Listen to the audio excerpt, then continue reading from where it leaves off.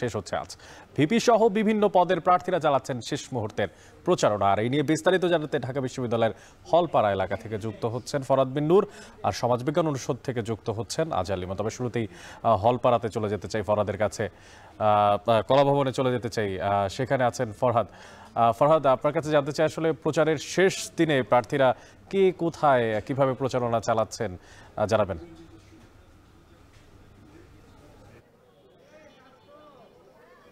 অনেক ধন্যবাদ। আমরা কলাভবনের সামনে রয়েছি এবং আমরা দেখছি ঢাকা বিশ্ববিদ্যালয় এলাকা কিন্তু একদম পুরো জমজমাট একটা অবস্থা আমরা দেখছি এবং প্রার্থীরা সকাল থেকেই তাদের মতো করে প্রচারণা চালাচ্ছেন এবং প্রার্থীদের হয়েও কেউ কেউ প্রচারণা চালাচ্ছেন। এবং আমরা এই মুহূর্তে যদি কলাভবনের সামনের চিত্রটা যদি আমরা একটু দেখানোর চেষ্টা করি, আপনি নিশ্চয়ই দেখতে পাবেন এখানে প্রার্থী সহ বা প্রার্থীদের বাইরেও যারা রয়েছেন, অর্থাৎ যারা বিভিন্ন প্রার্থীর সমর্থক, তারাও কিন্তু এখানে প্রচারণা চালাচ্ছেন এবং এই মুহূর্তে পুরো ঢাকা বিশ্ববিদ্যালয় এলাকায় কিন্তু একটি উৎসব মুখর পরিবেশ বিরাজ করছে।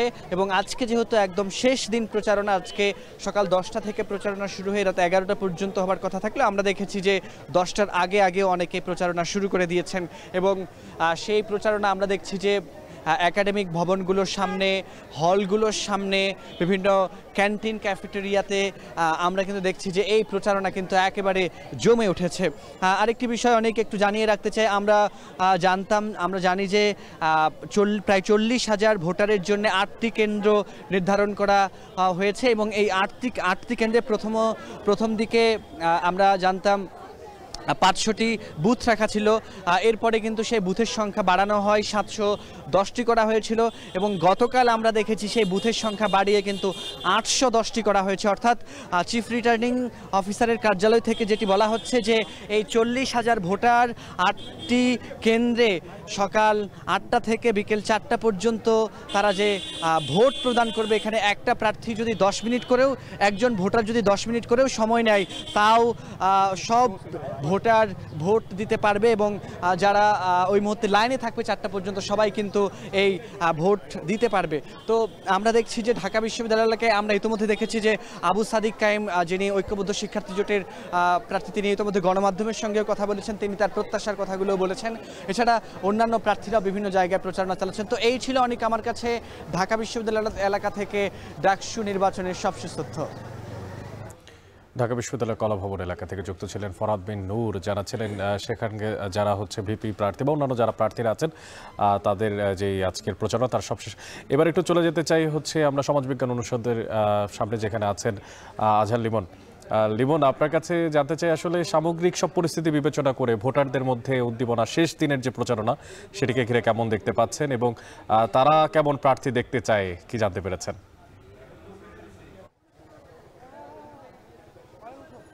অনেক শেষ মুহূর্তে আমরা যেটি দেখছি যে ঢাকা বিশ্ববিদ্যালয়ের শিক্ষার্থীরা মূলত সাধারণ শিক্ষার্থীদের একটা বড় অংশ বা সাধারণ শিক্ষার্থীদের একাডেমিক দিকেই বেশি মনোযোগ, কিন্তু যেহেতু প্রচারণার আজকে সেই দিন এবং ডাকসু নির্বাচন বলা যায় যে আর মাত্র 2টা দিন বাকি আছে, আজকের পর কালকে প্রচারণা থাকবে না এবং শেষ মুহূর্তে এই যে প্রার্থীদের এক ধরনের দৌড়ঝাঁপ, এই যে সময় শেষ হয়ে আসছে প্রচারণার, এই যে নির্বাচন একদম মানে দরজায় কড়া নাড়ছে, এই পরিস্থিতিতে তারা নির্বাচনের দিকেও কিছুটা মনোযোগী হচ্ছে।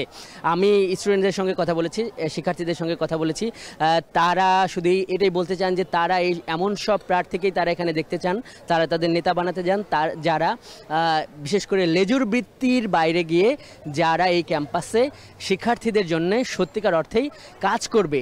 এই নির্বাচনে আমার কাছে এই শিক্ষার্থীদের সঙ্গে কথা বলে যেটি মনে হয়েছে যে এই পড়ুয়া শিক্ষার্থীদের কাছে এখনও এই যে বিরাট সংখ্যক পদ, অর্থাৎ এই কেন্দ্রীয় সংসদে 28টি পদ, আবার হল সংসদে 13টি পদ, এত পদের এই পদগুলো এবং এই পদে কারা প্রতিদ্বন্দ্বিতা করছে, তাদের আসলে এত প্রার্থীদের নাম মনে রাখাটাই কিন্তু একটা চ্যালেঞ্জ হয়ে দাঁড়িয়েছে বা নাম মনে অধিকাংশরই কিন্তু এমন একটা মনোভাব, তারা হয়তো সবগুলো ভোট দেবেন না। বিশেষ করে কেন্দ্রীয় সংসদের আমরা দেখছি যে 471 জন প্রার্থী ভিপিজিএস সহ বিভিন্ন বা 28টি পদে প্রতিদ্বন্দ্বিতা করছেন। এর মধ্যে তাদের কাছে যারা পৌঁছাতে পেরেছেন বা এখনও পৌঁছাতে পারছেন তাদেরকেই বেছে নেবেন।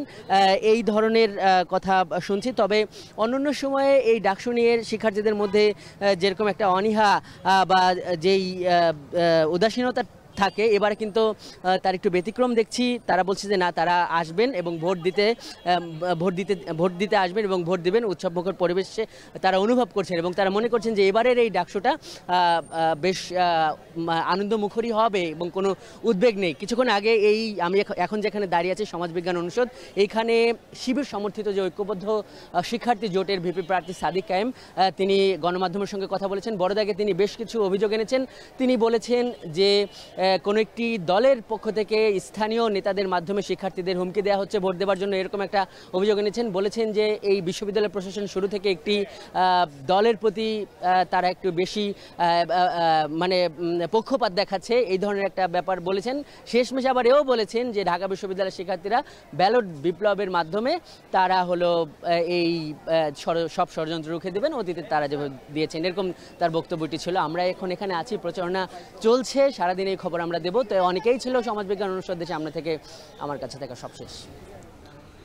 লেজুর ভিত্তিক প্রার্থী নয়, শিক্ষার্থীরা চায় তাদের প্রতিনিধি, এমনটাই জানাচ্ছিলেন আজহার লিমন। এবং আমাদের সঙ্গে আরও যুক্ত ছিলেন ফরহাদ বিন নূর, ঢাকা বিশ্ববিদ্যালয়